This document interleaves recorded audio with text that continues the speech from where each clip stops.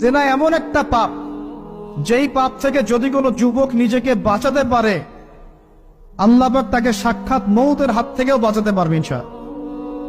কিভাবে? 3 বন্ধু যাচ্ছে রাস্তা দিয়ে, হঠাৎ করে ঝড়, বন্ধু 3 জন ঢুকে গেল গুহার মধ্যে। কিসের মধ্যে?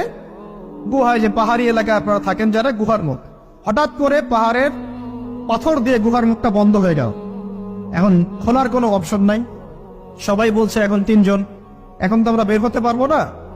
সবাই সবার নেক আমলের ওসিলা দিয়ে আল্লাহর কাছে দোয়া করো। কিসের ওসিলা দিয়ে?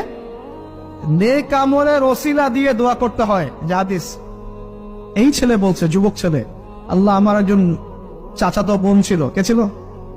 এই যে বয়ফ্রেন্ড গার্লফ্রেন্ড, খালাতো বোন, চাচাতো বোন। এখন তো বিচ্ছিরি অবস্থা।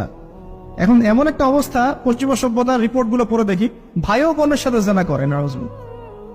ওদের ওখানে নিজের আপন পিতার দ্বারাও মেয়ে সেক্সুয়াল হ্যারাসমেন্টের শিকার হয়। ওরা আমাদেরকে শেখায় এখন ভালো কোনটা মন্দ কোন। আর আমরা আমাদের মাথাটা কবে যে বিক্রি করে দিলাম, ওদের কাছ থেকে ভালো মন্দ শিখতে হচ্ছে। কোরআন সুন্নাহ বাদ দিয়ে ওদের কাছ থেকে ভালো মন্দ শিখতে হচ্ছে। তো চাচাতো বোনকে সে খুব ভালোবাসতো, তাকে সে পেতে চাইতো, মানে তার সাথে সেক্সুয়াল সম্পর্ক করতে চাই, সোজা কথা বল। এখন সেই মেয়েকে অনেক প্রস্তাব দেয়, সেই মেয়ে রাজি হয় না। শেষে বলে, যদি আমাকে 1000 বা 100 স্বর্ণ মুদ্রা দিতে পারো, দিনার, তাহলে আমি তোমার সাথে সেক্স করব, মানে জেনা করবো। নাউজুবিল্লাহ।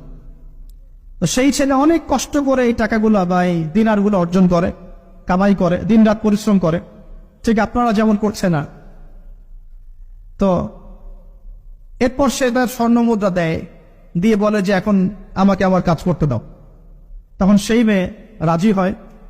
ঠিক যে মুহূর্তে তারা সেক্সুয়াল সম্পর্কটা করবে, ঠিক ওই মুহূর্তেই এই মেয়ে বলে ওঠে, হে আল্লাহর বান্দা, আল্লাহকে ভয় করো। আমি সারা জীবন আমার সতীত্বকে ধরে রেখেছি, কাউকে দেইনি। আমি কারোর সাথে এরকম অন্যায় করি নাই। আমি খারাপ মেয়ে নই। তুমি আমার ইজ্জতটা নষ্ট করো না। কে বলছে কথা? মেয়ে। ওই অবস্থা থেকে কি একটা ছেলের উঠে আসা সম্ভব? এটা কি এতটাই সহজ? এটা কিন্তু সহজ না। সত্যি কথা বলতে এই বিষয়টা কিন্তু এতটাও সহজ না। যারা অবিবাহিত তারা হয়তো বুঝতে পারবে না, বিবাহিতরা বুঝতে পারছে। তো ওই অবস্থা থেকে সেই টাকাগুলো না নিয়ে সেই স্বর্ণমুদ্রা মেয়েকে দিয়ে ওখান থেকে সেই ছেলে উঠে আসে আল্লাহর ভয়ে।